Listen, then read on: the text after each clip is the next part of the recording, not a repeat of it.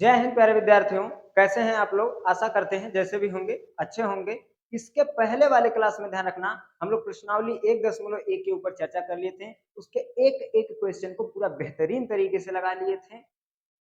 आज के क्लास में हम लोग प्रश्नावली 1.2 के ऊपर चर्चा करेंगे और इसके भी एक एक सवालों को बहुत ही बेहतरीन तरीके से अच्छे से हल करेंगे एवं नेक्स्ट लेवल पर लेके चलेंगे।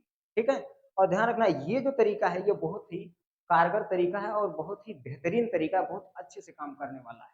तो ये तरीका ध्यान रखना आप मत भूलिएगा, बहुत ही मोस्ट इंपॉर्टेंट तरीका है। ज्यादा समय नहीं लेंगे आपका, बट ध्यान रखना ये क्लास बहुत ही इंपॉर्टेंट होने वाली है। बहुत बेहतरीन तरीका है लगाने का। जितने जगह आप पढ़ेंगे इस सवाल को हर टीचर अलग अलग नियम पर, अलग अलग बेस पर पढ़ाएंगे। हर सवाल को अलग अलग नियम पे पढ़ाएंगे, बट इस प्रश्नावली से क्या, इस टॉपिक से ही रिलेटेड कोई भी क्वेश्चन आ जाए, हम आपको जो नियम पढ़ाने जा रहे हैं गारंटी देते हैं ये केवल इसी नियम पे आप लगाएंगे, हर सवाल लग जाएगा। 10 नियम आपको पढ़ने की जरूरत नहीं, इस बात की गारंटी देते हैं। आप शुरू करते हैं आज के क्लास को। अब ध्यान रखना, जो आज का क्लास है, आज का क्लास हमारी प्रश्नावली 1.2 है। इसमें सवाल दिया है, क्या सिद्ध करना है कि जैसे सिद्ध कीजिए, सिद्ध कीजिए कि क्या करड़ी में 5 एक अपरिमेय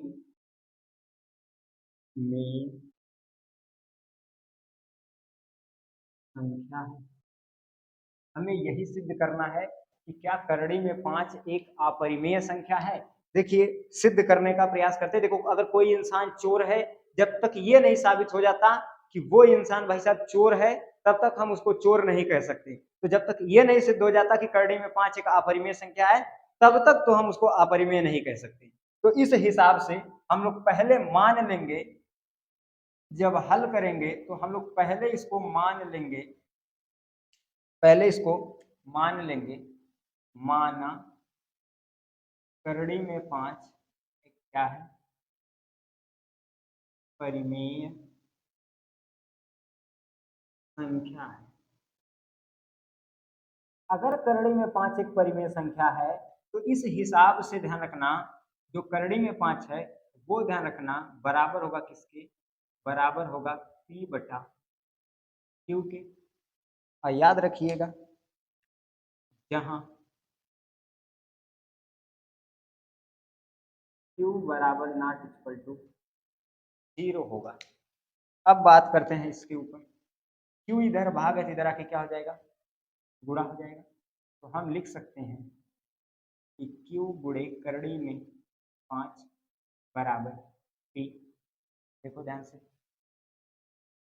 Q बराबर करड़ी में 5 गुणा P। अब हम क्या करते हैं, दोनों पक्षों का क्या कर देते हैं, वर्ग। लिखेंगे दोनों पक्षों का वर्ग करने पर, अगर हम दोनों पक्षों का वर्ग करते हैं, देखिए भाई साहब हमें क्या मिलेगा, हमें मिलेगा Q गुणे करड़ी में 5 पूरे का स्क्वायर बराबर P का स्क्वायर। अब हम पूरे का स्क्वायर करेंगे तो आएगा Q का स्क्वायर गुणे करड़ी हट जाएगी, केवल क्या मिलेगा 5 बराबर P का स्क्वायर। देखो इधर 5 गुणा है, इधर आके क्या हो जाएगा, भाग। Q का स्क्वायर बराबर हम लिख सकते हैं P का स्क्वायर बटा 5। ठीक, इसके बाद ध्यान रखना, अगर हम इस पर से स्क्वायर हटाएंगे तो ये पूरा का पूरा कहाँ चला जाएगा, करड़ी। लिख सकते हैं Q बराबर P का स्क्वायर बटा 5। टोटल का टोटल कहाँ चला गया, करड़ी में। अब देखिए यहाँ पर ध्यान से, अब इधर देखिए ध्यान से, हम क्या कर सकते हैं, ये ध्यान रखिएगा, Q बराबर करड़ी में जो P हमें दे रखा है इसको हम लिख सकते हैं P गुणे P। जो P का स्क्वायर है इसको P गुणे P लिख सकते हैं और ये 5 हो जाएगा, जोड़ा बन जाएगा P का। तो Q बराबर क्या आ जाएगा, P बटा 5। करड़ी में क्या बचा, 5, क्योंकि P तो करड़ी से बाहर निकल गया और नीचे क्या बच गया, 5 बच गया। इस हिसाब से हम ये इसको लिख सकते हैं। हम पूरा प्रयास किए देखो करड़ी से 5 को निकालने का, लेकिन निकला नहीं। तो अतः हम क्या लिख सकते हैं कि P से करड़ी में 5 क्या होगा, विभाजित होगा, तब p भी करड़ी में 5 से विभाजित होगा। अगर p से करड़ी में 5 विभाजित होगा तो यानी कि नीचे वाले से अगर इससे हम इसको काट सकते हैं, इस वाले से इसको भी काट सकते हैं, तो इस हिसाब से दोनों कटेंगे एक दूसरे से। परंतु यह हमारी परिकल्पनाओं का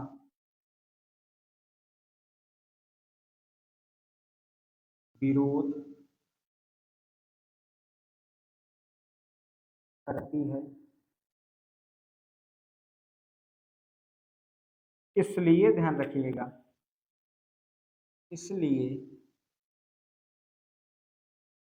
करड़ी में 5 एक अपरिमेय संख्या है।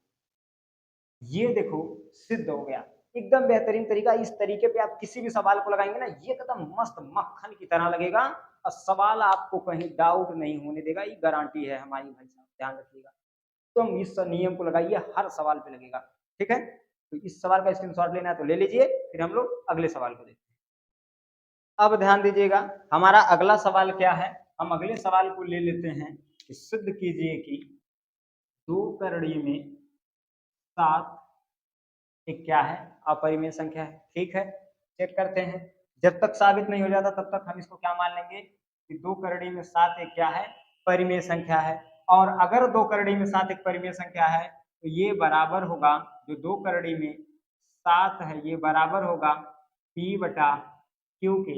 q इधर भाग इधर आके गुणा हो जाएगा, तो 2 करड़ी में 7 गुणा q बराबर p।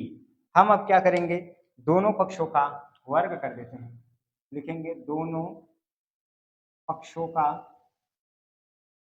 वर्ग करने पर,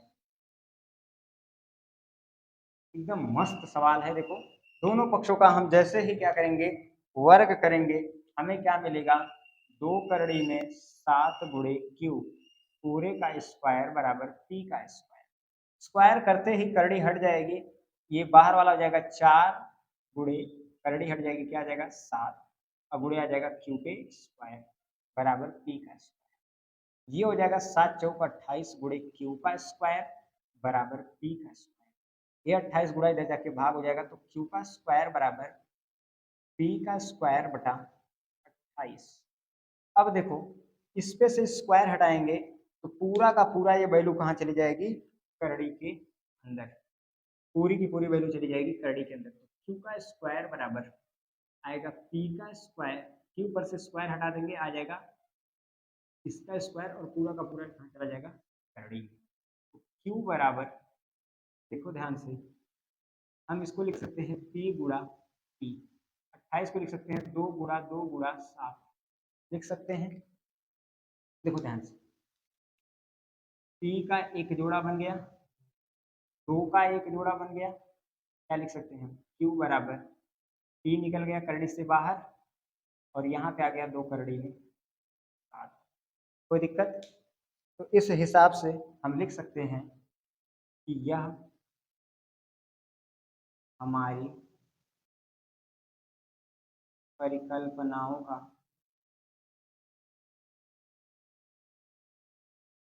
क्या करता है, विरोध करता है, इसलिए 2 करड़ी में 7 एक अपरिमेय संख्या है। 2 करड़ी में 7 एक अपरिमेय संख्या है। तो जब भी आपको अपरिमेय संख्या वाला टॉपिक सिद्ध करने के लिए दिया जाएगा तो इसी तरीके से सिद्ध होगा, इसमें कोई घबराने की जरूरत नहीं है, कोई सांस फुलाने की जरूरत नहीं है, एकदम ऐसे ही मक्खन होगा और बेहतरीन तरीके से होगा। ठीक है, तो केवल आप मेहनत से पढ़ाई कीजिए, अच्छे से पढ़ाई कीजिए, मेहनत से कीजिए, एक एक सवाल आपसे बहुत ही बेहतरीन तरीके से। ठीक है, और ध्यान रखिएगा, अगर क्लास आपको अच्छा लगे समझ में आए अच्छे से चीज़ें, दिक्कत ना हो कहीं पर, तो भाई ध्यान रखिएगा, आप भी सहयोग कीजिएगा, कमेंट करके चीज़ों को बताइएगा, ताकि हमें भी ध्यान रखना जब कमेंट्स पढ़ते हैं चीज़ों को तो मोटिवेशन मिलता है, अच्छा लगता है, ताकि हम और मोटिवेट होकर के और बेहतर से बेहतर क्लास लेने का प्रयास करें। ठीक है?